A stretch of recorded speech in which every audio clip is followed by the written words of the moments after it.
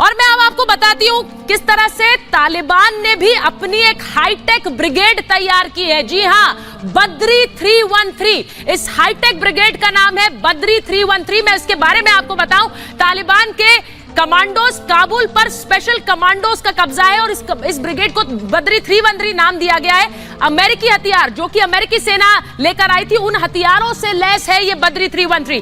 Rifles, body armours, bulletproof jacket سے لیس ہے. اور یہ اس طرح کے طالبانی نہیں ہے جن کو آپ نے سڑکوں پر دیکھا ہے, یعنی افغانی لباس والے. یہ باقاعدہ پوری طرح سے, جیسا میں نے کہا کہ ٹرینڈ کمانڈوز ہیں اور M4 رائفلز کا بھی استعمال کر رہے ہیں. ایک آیت جو اکثر میڈیا میں بار بار دہرائی جاتی ہے وہ ہے سورہ توبہ کی آیت, سورہ نمبر 9 آیت نمبر 5, جس میں میڈیا کہتی ہے, اس میں لکھا ہے کہ جہاں بھی آپ کافروں کو پاؤ وہاں ان کا قتل کرو.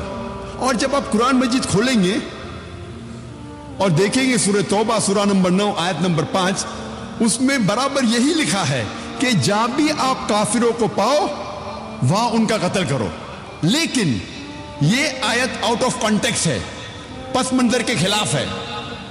آپ جاننا چاہتے قرآن کا پیغام کیا ہے, آپ کو پس منظر کو پڑھنا پڑے گا.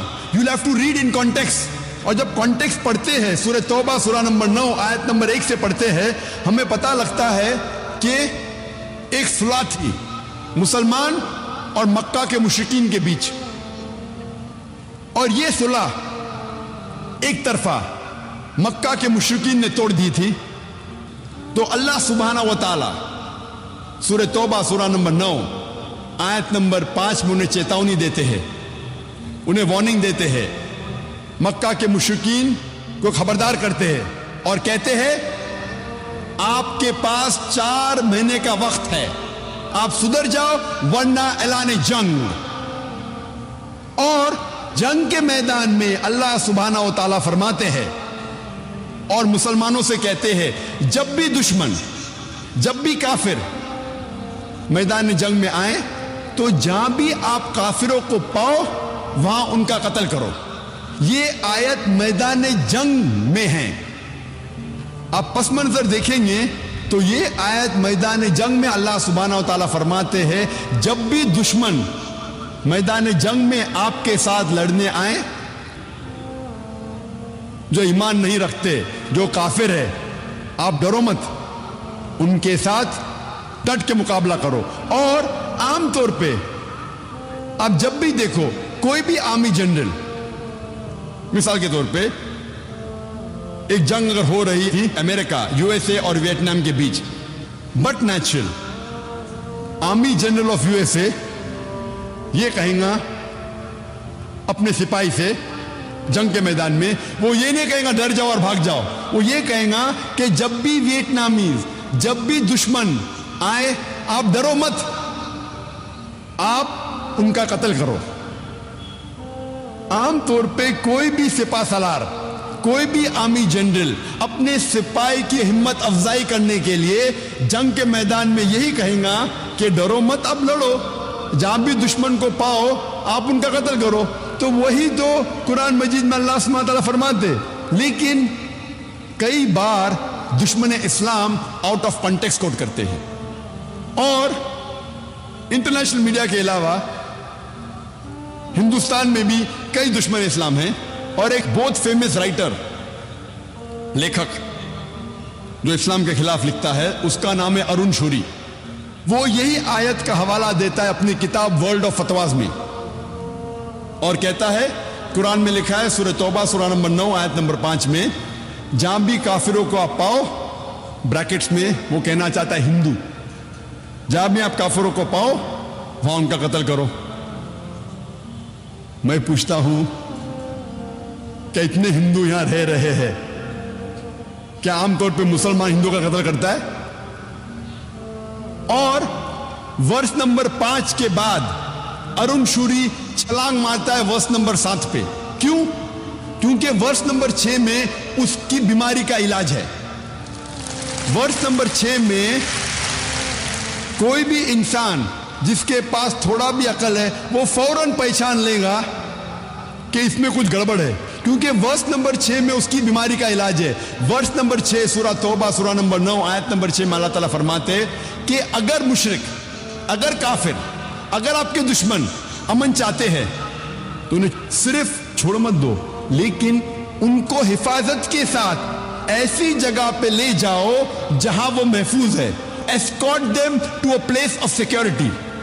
دشمن کو صرف چھوڑو مت, ان کے ساتھ جاؤ اور ایسی جگہ پہ انہیں چھوڑ آؤ جہاں وہ محفوظ ہے. آج کے تاریخ میں کتنا بھی دیالو سپاہ سالار اگر دشمن امن چاہتا ہے کہیں گا اپنے سپاہی سے چھوڑ دو, بٹ کوئی سپاہ سالار یہ نہیں کہیں گا کہ اس کو اسکورٹ کرو, اس کو حفاظت کے ساتھ ایسی جگہ پہ لے جاؤ جہاں وہ محفوظ ہے. اور قرآن میں اللہ تعالیٰ یہی فرماتے ہیں کہ اگر دشمن, اگر کافر, اگر مشرک صلح چاہتے ہیں, امن چاہتے ہیں, تو انہیں حفاظت کے ساتھ ایسی جگہ لے جاؤ جہاں وہ محفوظ ہے. اور اکثر جب بھی قرآن میں آپ پڑھیں گے جہاں جنگ کے میدان میں لڑائی کے بارے میں لکھا ہے اور کہا گیا ہے کہ جب دشمن آتے ان کے اوپر حملہ کرو, اس کے فوراً بعد اکثر چاہے سورہ انفال ہو, سورہ توبہ ہو, آپ قرآن میں اکثر اس کے بعد لکھا ہے کہ امن بہتر ہے. کیونکہ اسلام ایک ایسا مذہب ہے جو امن پسند مذہب ہے. امن ہمیشہ بہتر ہے. تو میڈیا اکثر آؤٹ آف کانٹیکسٹ حوالہ دیتی ہے اور اسلام کو بدنام کرتی ہے. تیسری اسٹریٹجی, تیسرا طریقہ جو انٹرنیشنل میڈیا اسلام کو بدنام کرتا ہے وہ ہے وہ کچھ اسلام کے الفاظ یا قرآن میں سے کچھ الفاظ لیتی ہے اور اس کا غلط ترجمہ کرتی ہے اور اسلام کو بدنام کرتی ہے. اور سب سے زیادہ بدنام لفظ اسلام اور قرآن میں جو موجود ہے, جو میڈیا جو سب سے زیادہ بدنام کرتی ہے آج کی تاریخ میں, وہ ہے لفظ جہاد. اور میڈیا ایسا پیش کرتی ہے کہ جہاد کی معنی کیا ہے. میڈیا کہتی ہے کہ جہاد مطلب کوئی بھی مسلمان جب جنگ کرتا ہے کوئی بھی وجہ سے, چاہے اپنی ذاتی وجہ ہو, چاہے پیسے کے لیے ہو, چاہے پاور کے لیے ہو, چاہے طاقت کے لیے ہو, چاہے علاقے کے لیے ہو, کوئی بھی وجہ سے اگر مسلمان لڑتا ہے اسے کہتے ہیں جہاد. اور یہ غلط فہمی صرف غیر مسلمانوں میں نہیں, کئی مسلمانوں میں بھی ہے.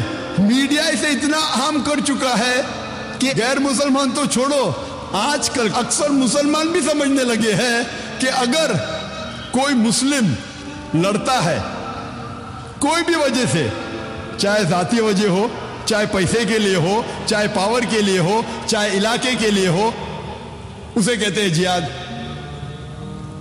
جہاد کی یہ معنی بالکل نہیں ہے. جہاد آتا ہے عربی لفظ جہادہ سے, جس کے معنی ہے جد و جہد, ٹو اسٹرائیو. جہاد مینس ٹو اسٹرگل. اور اسلامک شریعت اس کی معنی ہے کہ جب ایک انسان اپنے نفس کے خلاف جد و جہد کرتا ہے اللہ سبحانہ و تعالیٰ کے احکامات پہ عمل کرنے کے لیے, اسے کہتے ہیں جہاد. یہ افضل جہاد ہے.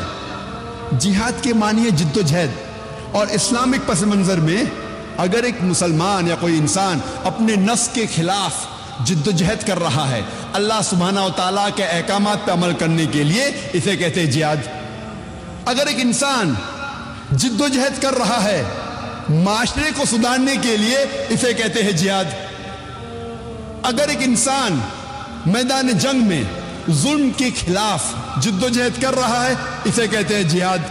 اگر ایک انسان حق کے لیے اپنی جان بچانے کے لیے میدان جنگ میں ان سیلف ڈیفنس اگر جد و جہد کرتا ہے, اسے کہتے ہیں جہاد. جہاد کی معنی ہے جد و جہد. It means to strive and struggle. جد و جہد کرنا. عام طور پہ اگر ایک طالب علم, ایک اسٹوڈنٹ ایگزامینیشن میں پاس ہونے کے لیے جد و جہد کر رہا ہے, اسے بھی کہتے ہیں جہاد. یہ عام جہاد ہے. جو پہلے 4 معنی میں نے کہا وہ جہاد فی سبیل اللہ، اللہ کے راہ میں جہاد کرنا. جہاد کئی قسم کے ہیں. جدوجہد کرنے کو کہتے ہیں جہاد، لیکن اللہ کے احکامات پہ عمل کرنے کو کہتے ہیں جہاد فی سبیل اللہ. میڈیا اکثر جہاد کا ترجمہ کرتی انگریزی میں ہولی وار، پاک جنگ. جب ہم ہولی وار کو عربی میں ترجمہ کرتے ہیں پاک جنگ، عربی میں سے کہیں گے حرب مقدسہ. آپ ساری آیت قرآن مجید کے پڑھیے، ساری حدیث پڑھیے، کدھر بھی قرآن یا صحیح حدیث میں نہیں لکھا ہے حرب مقدسہ، پاک جنگ، ہولی وار. یہ میڈیا کہتی ہے جہاد کے معنی ہولی وار، اور جب تحقیق کرتے پتہ لگتا ہے یہ الفاظ ہولی وار سب سے پہلے استعمال کیا گیا تھا عیسائی کروسیڈرز کے لیے. جب عیسائی کروسیڈرز عیسائیت کے نام پہ ہزاروں انسانوں کا قتل کر رہے تھے، اسے کہا گیا تھا ہولی وار، اور آج استعمال کیا جا رہا ہے مسلمانوں کے لیے. یہ ہے میڈیا کا پاور. یہ تیسرا طریقہ.